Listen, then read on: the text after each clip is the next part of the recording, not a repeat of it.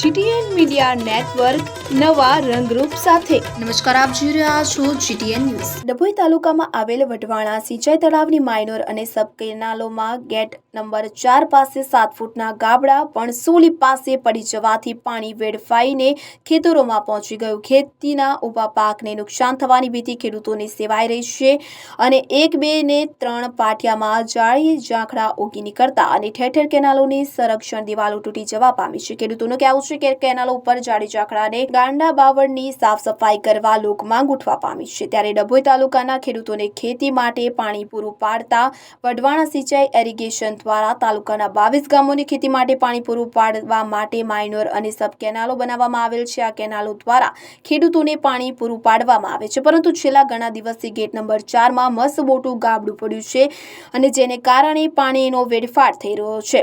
સોલે વઢવાણાથી પણસોલી સિંધ્યાપુરા સીમના ખેતરોમાં પાણી ભરાઈ જવાથી પાકને નુકસાનની ભીતિ સેવાઈ રહી છે, જ્યારે કે અંદર અને ઉપર ગાંડા બાવળ અને જાડી ઝાકડા મોટા પ્રમાણમાં ઉગી નીકળ્યા છે।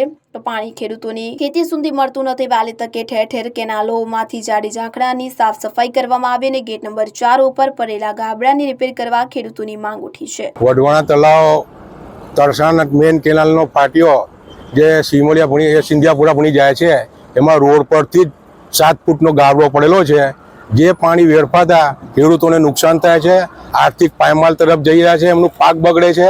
જો આ ગાબડા સમયસર પૂરવામાં નહીં આવે તો વધુ નુકસાન થવાની સંભાવના છે।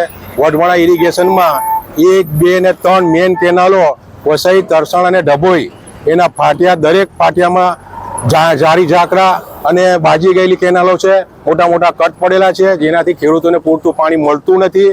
પૂરતું પાણી ન મળવાથી કે ખેડૂતની ખેતી નિષ્ફળ જવાની બી સંભાવના રહેતી હોય છે, જેથી સત્વરે આ મોટા ગાબડા પૂરાય અને સફાઈ કામ કરવામાં આવે તો સારી રીતે પાણી મળે ને સારી રીતે ખેતીનું ઉત્પાદન થાય। આ પાણી ખેતરોમાં વયા કરતું હોવાથી ખેતરને નુકસાન પણ થાય છે, પાકને નુકસાન પણ થાય છે।